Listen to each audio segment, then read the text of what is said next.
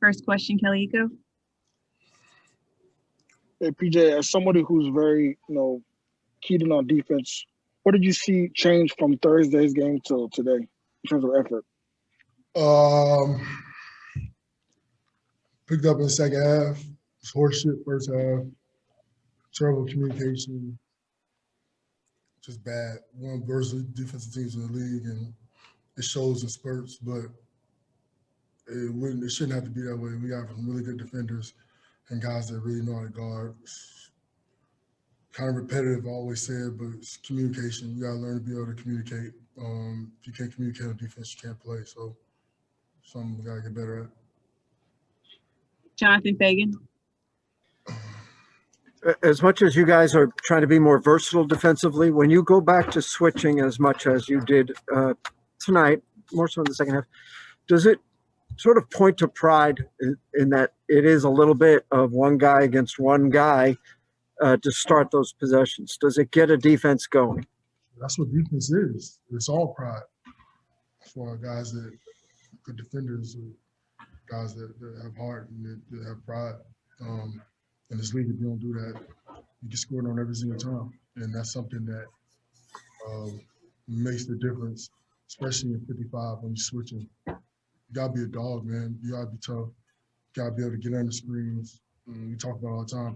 Playing switch defense, people think it's easier. It's actually the reverse. It's the hardest thing ever because you have to talk. You have to be physical. So, people take that for granted. Christos Saltis.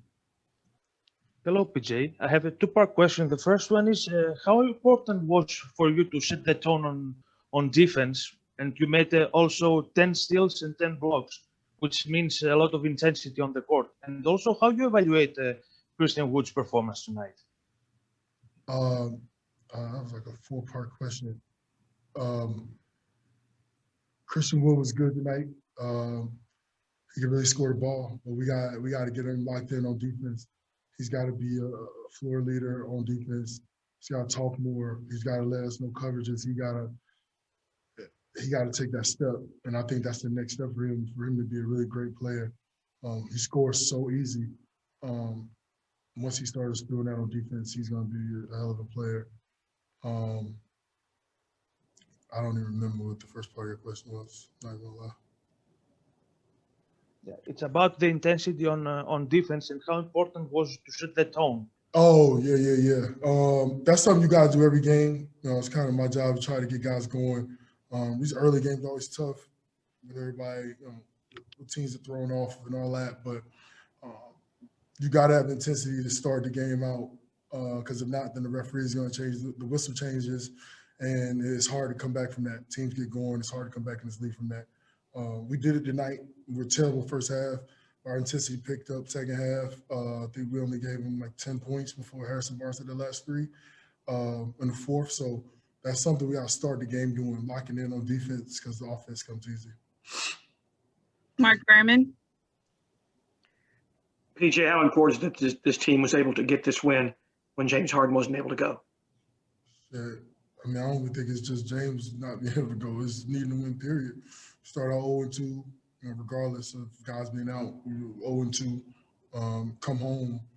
It's 2 games. You got to feel like you got to get those to get back, get back even a little bit. When these next few games, schedule gets tough, but we need to win some of these games. These are the ones you look back at the end of the season when you're doing seeding and making the playoffs or not. That you look back that you wish you would have got. And that's what I'm just trying to get everybody to understand and leave it all out there now because you can't get these games back. Brandon Scott. Hey, PJ, all of those attributes that you were mentioning earlier about what makes good defense, how much is John Wall doing exactly all of those exact things that you talked about? Talking, fighting through screens, all of that. Yeah, John has personally, he's really good defensively. He lays his body on the line a lot, and he plays hard. I mean, John plays hard. He has a big heart and plays a lot of intensity, and that you can't put a value on that. So it's something that the team's gonna need. We'll take two. Oh, I'm sorry. We'll take two more. Ali Kambajani. Hey, PJ, you alluded to it earlier, but the run your team made in the second half was primarily with the 55 and switching. Do you feel that your team is more comfortable switching right now compared to what you want to do conventionally? I think coaches want to have different options to be able to switch it up in games. We got some pretty versatile lineups when the whole team's just available. But to be able to play 55, you got to be physical and be able to talk. And that's something we got to get better at. The 55 worked today. They went small, but, I think it's good to have more than one trick in your bag. So it's something that they'll continue to figure out. And last question, Brian Bearfield. PJ, when you all went back and looked at the tape from the last game where the Kings had 58 points in the paint, you all kept them to 46 tonight. Was that something that you all concentrated on and worked on coming into this game? That was a lot of points in the paint still. More than what obviously want. It's good to cut it down, but something we got to keep getting better at.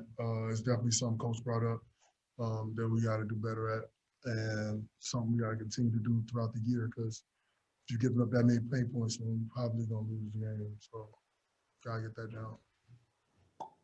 Thank you, PJ.